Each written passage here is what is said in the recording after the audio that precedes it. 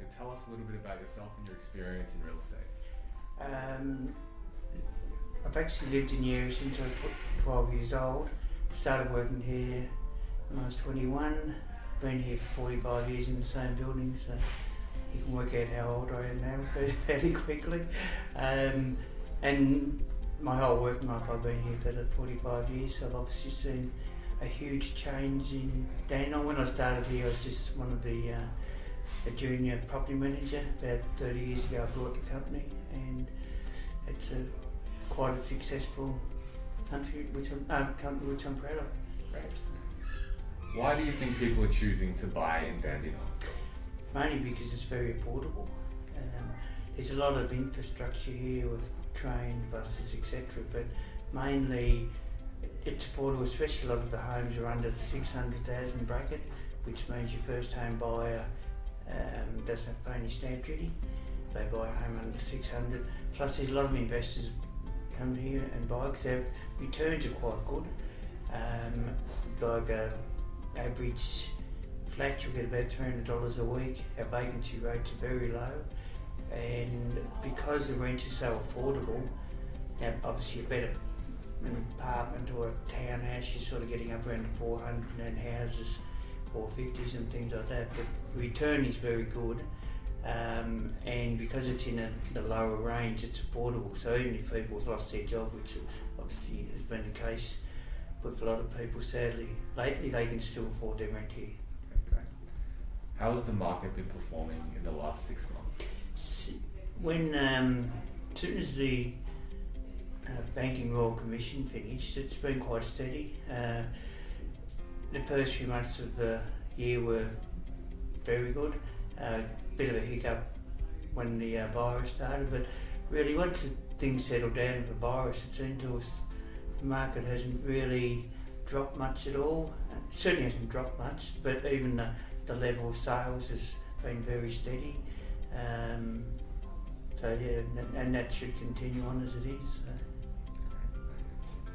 How has the market in Dandenong changed since you've started in the industry? Ooh, that's a long time ago, isn't it? Well, probably to give you an idea of when I first bought my first house in Dandenong, it was $31,500. Now that same home would be worth around $650,000. It's obviously the technology has been the biggest change that I've seen in that. Really, the last 5 to 7 years. Prior to that, like when I was at school, everyone said, "Oh, is these things called computers? They're going to take over the world." But it didn't really affect the real estate market as such until just in the last, probably up to 10 years ago. But who is Dandenong perfect for? What type of crowd is buying in Dandenong right now? It's a combination of a lot of different people. It's a very multicultural area. We have a lot of investors buying. You can buy a flat here for $250,000, but you can also get a very nice house up in North Dandenong worth over $1 million. So it's very diverse. So we get a lot of first-home buyers. We get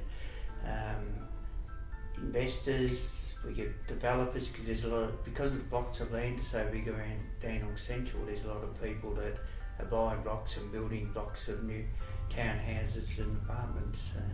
It's very, very broad. How has the infrastructure and community progressed in Dandenong recently? Well, the council did spend a lot of money on the area 5 to 10 years ago. They've improved a lot. Obviously, because it's still probably in the socio-economic area of working class people, obviously still has some challenges, but generally it's a nice place to live. I lived here in Dandenong Central myself for a long time, and I've got a salesperson with me that's been with me for about 40 years, and he's lived in Dandenong Central all his life, and it's a nice place. What types of homes are typically available in terms of architecture and land size? Once again, very cross-section. You'll get the older homes that are on the bigger blocks. A lot of those are getting knocked down for redevelopment in townhouses. there's a lot of your normal triple-fronted brick veneer homes that were built in the 1960s. There's a lot of newer homes that have been built up in North Dandenong. That's sort of the more prestigious part of Dandenong, in North Dandenong. And look, it's very, very broad. It's a very hard question to answer, actually, because it varies in price so much. So, a bunch of newer developments are popping up in Dandenong for a number of reasons. Why do you think this is the case? And do you think the surrounding areas will also get turned into these? There's been a huge development by Vic Urban down in Cheltenham Road. There's been a lot of new apartments being built down there. They've proven very popular. They're both good to live in. It's very close to the station and all the other amenities. And I think it's mainly closeness to transport. It's been a big thing. What do you think the growth potential of Dandenong is long term?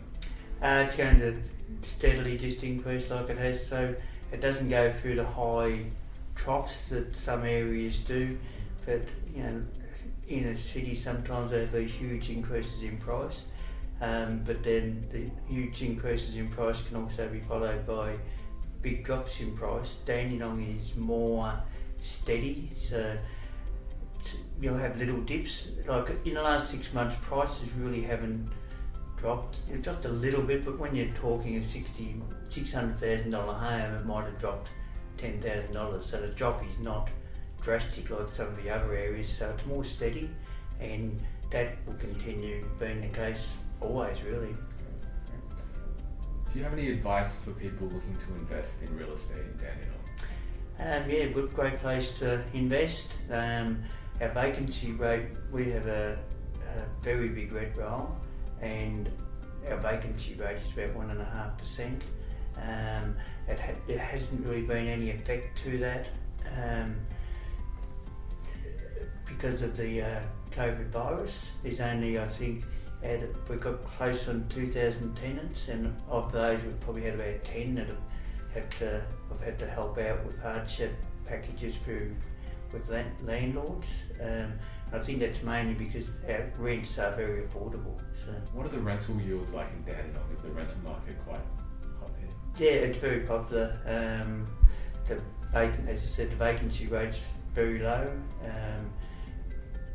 Very rarely do you have a property vacant for more than a couple of weeks. It's a bit harder now because of getting access with tenants, but even then they're still going pretty well. And your returns are probably around 3 to 4%, which with the lower interest rates at the moment, it's still quite appealing. Do you think now is a good time to buy? Absolutely, yeah. As I say, the market really hasn't been affected by the COVID virus here.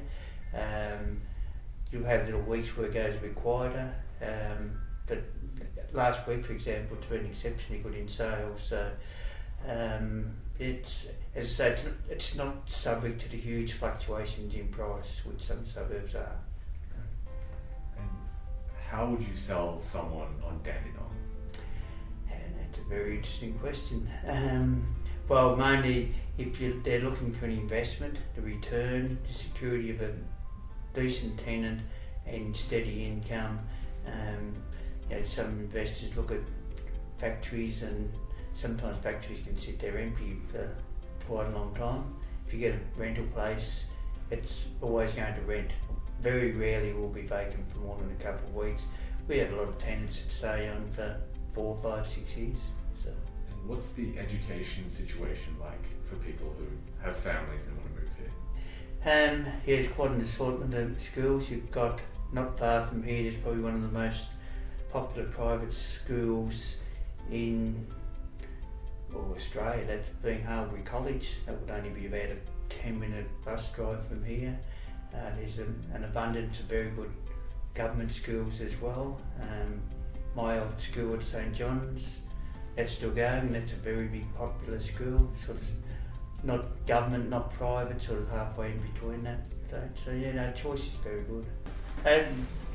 As I said previously, I've been here for over 45 years. We're a very big, successful office. I'm very proud of the fact that we've got about over 25 employees, and with the COVID virus, didn't have to reduce anyone's hours or cut back any wages or anything like that. We've been able to maintain full employment through this very difficult time.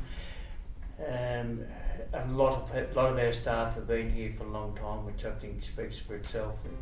Probably average employee, there's a lot of people who've been here more than 15, 20, 25 years.